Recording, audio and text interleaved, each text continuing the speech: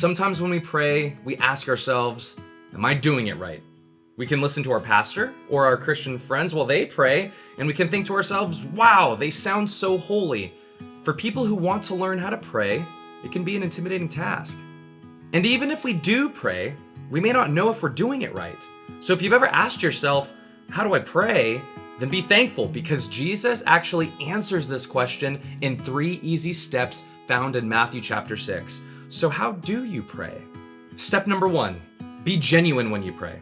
When Jesus taught his disciples how to pray, he said to them in Matthew chapter 6, verses 5 through 6, "And when you pray, you must not be like the hypocrites, for they love to stand and pray in the synagogues and at the street corners, that they may be seen by others.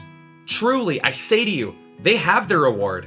But when you pray, go into your room and shut the door and pray to your Father who is in the secret place, and your Father who sees in secret will reward you." So when we pray, we don't do it so we can look holy in front of others. Jesus said to go into your room in secret. Prayer should be one-on-one time with God and God alone. Jesus prayed and spent time with God the Father because he loved him. And when you truly love someone, I think you'd want to spend some alone time with them. Just you and them, appreciating each other's company.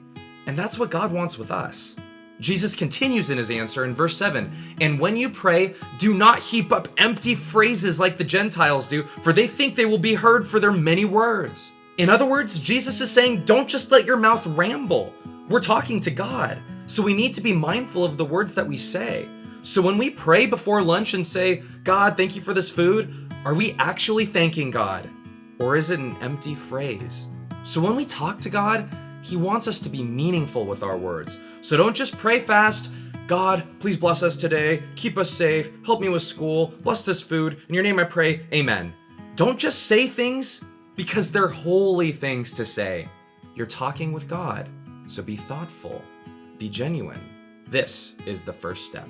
Step number 2, be lowly when you pray. Jesus continues in his answer, and he says in verses 9 to 10, "Pray then like this, Our Father in heaven, hallowed be your name. Your kingdom come, your will be done on earth as it is in heaven." Many times, we can make prayer all about us and what we want. God, please bless me.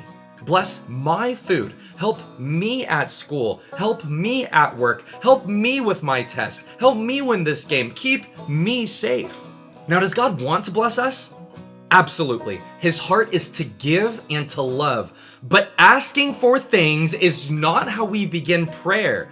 After we put ourselves in a place of sincerity and honesty, the next thing we do is to make ourselves low and submit ourselves to God. Look how this prayer begins. Our Father in heaven. Look, it begins with intimacy. He is our Father. And then it continues with positioning. He is our Father, and we are his children. He is in heaven. We are on earth.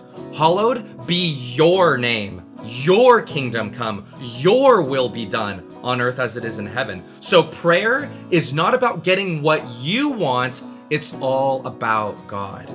Even Jesus, when he knew he was going to die on the cross, he was depressed at his fate, but he prayed, "Not my will be done, but your will." So after we come to God in genuine love, the next step is to approach him in humility. His ways are above our ways, and his thoughts are above our thoughts, and his will is better than our will.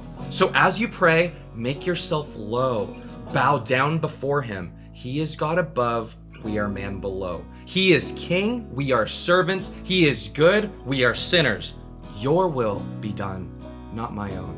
Step number 3, be reliant when you pray. Jesus concludes this prayer in verses 11 to 13, and it says, "Give us this day our daily bread, and forgive us our debts, as we also have forgiven our debtors, and lead us not into temptation, but deliver us from evil." Yes, God is our king that we serve, but he is also merciful and full of grace, and he wants to bless us and give us the things that we need. Give us this day our daily bread. So what are your needs for today? If you need food to eat, money for rent, comfort for your heart, or energy for the day, go to God. It says, "Forgive us our debts as we also forgive our debtors." So is your heart filled with shame or guilt?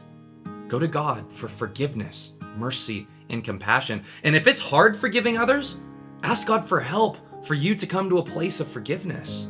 And finally, it says, lead us not into temptation, but deliver us from evil. Guys, we're spiritually weak. We get tempted, and our desire for what's wrong can lead us down a very dark path.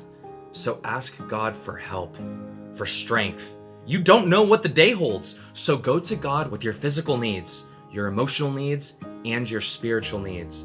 Learn to be reliant. And that wraps it up, guys. Bear in mind, though, that this prayer isn't to be mindlessly repeated. It's like a table of contents where we use it to be reminded on how we ought to pray. So remember, as you pray, be genuine, be lowly, be reliant, and be blessed. Have a great day, guys.